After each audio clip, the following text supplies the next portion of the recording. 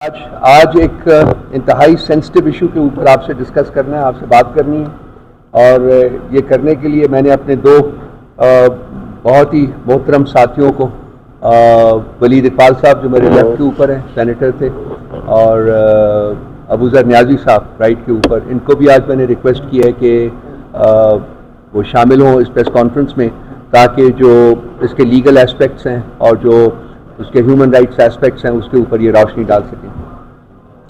یہ press conference ایک report شائع ہوئی ہے، it's called Pakistan 2023 human rights report, اور یہ شائع کی ہے United States Department of State, اور یہ کور کرتا ہے پیریڈ 2022 اینڈ 2023، اور اس میں جو ہیومن رائٹس کی اسٹیٹ پاکستان میں بیان کی گئی ہے وہ اگر آپ بھی پڑھیں، میں یہ کہوں گا رضوان آپ بچے یہ جو مجھ سے لے کے اس کی سافٹ کاپی ساروں کو آئی ایم شیور ان کے پاس ہوگی، لیکن آپ کر دیجیے گا، وہ میرے جیسے شخص کے لیے جو is committed to this country شرم سے جھک جاتا ہے۔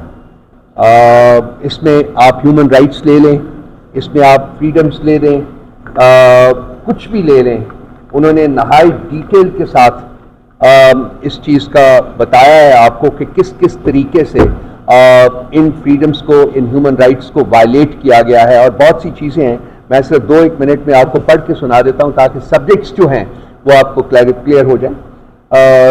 Significant human rights issues including credible reports of number 1 unlawful and arbitrary killings including extrajudicial killings، اس کے اوپر بات کی ہے انہوں نے۔ enforced disappearances، اس کے اوپر بات کی ہے۔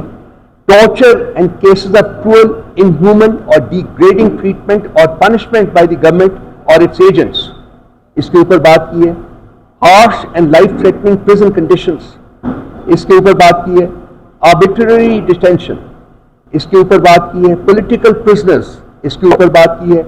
transnational repression against individuals in another country، arbitrary or unlawful interference with privacy، لوگوں کے گھروں کے اوپر ڈاکے ڈالنا، ان کے اوپر رات کے اندھیرے میں ان کو وائلیٹ کرنا، چار دیواری کا تقدس پامال کرنا، اس کی بات کی ہے۔ punishment of family members for alleged offenses by a relative، اس کے بارے میں بات کی ہے۔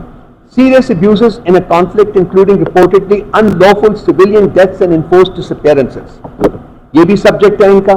serious restrictions on freedom of expression and media freedom، یہ آپ کو کنسرن کرتا ہے۔ including violence against journalists، یہ بھی بات کی ہے۔ unjustified arrests and disappearances of journalists، یہ بھی آپ کا سبجیکٹ ہے، اس کے بارے میں بات کی ہے۔ censorship کے بارے میں بات کی ہے۔ criminal defamation laws جو ہیں اس کے بارے میں بات کی ہے، اور laws against blasphemy اس کے بارے میں بات کی ہے۔ یہ شاید ہمیں ہمارے سے زیادہ ریلیونٹ نہ ہو، لیکن جرنلسٹ کے بارے میں جو چیز ہے وہ بہت زیادہ ریلیونٹ ہے۔ serious restrictions on internet freedom، یہ بھی ایک سبجیکٹ ہے۔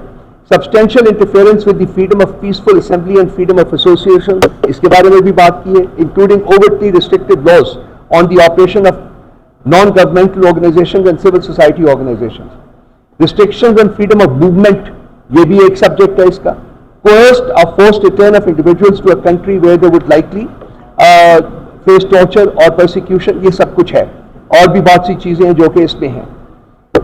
اس سے امپورٹنٹ چیز جو ہے وہ یہ ہے کہ the government rarely took credible steps to identify and punish officials who may have committed human rights abuses، اور اس کے بعد انہوں نے یہ، میں صرف ایک بات اور کروں گا پھر میں I will pass on to my friends here، a culture of lawlessness pervades in the country، جو اس کی کنکلوژن ہے وہ یہ ہے کہ lawlessness کا کلچر جو ہے وہ ریاست میں اس وقت پھیلا ہوا ہے۔ کسی کے رائٹس، کسی کی فریڈمز، کسی کی عزت، کسی کی گھر کی چار دیواری جو ہے وہ کچھ بھی ریاستی گماشتوں سے محفوظ نہیں ہے۔ یہ ایگزیکٹو سمری ہے جس میں سے میں نے کچھ پڑھ کے آپ کو سنایا ہے، یہ 100 پیجز کے اوپر مشتمل ہے، صرف ایگزیکٹو سمری۔ جو فائنل رپورٹ ہے وہ ابھی میرے پاس نہیں پہنچی ہے، مجھے پتہ چلا ہے کہ وہ بہت ہی میسو ڈاکیومنٹ ہے، اور اس میں انتہائی گرافک طریقے سے جو ٹارچرز ہیں اور سب کو انہوں نے السٹریٹ کیا ہے، اور یہ حکومت امریکہ ان کے اسٹیٹ ڈپارٹمنٹ نے یہ پبلش کیا ہے۔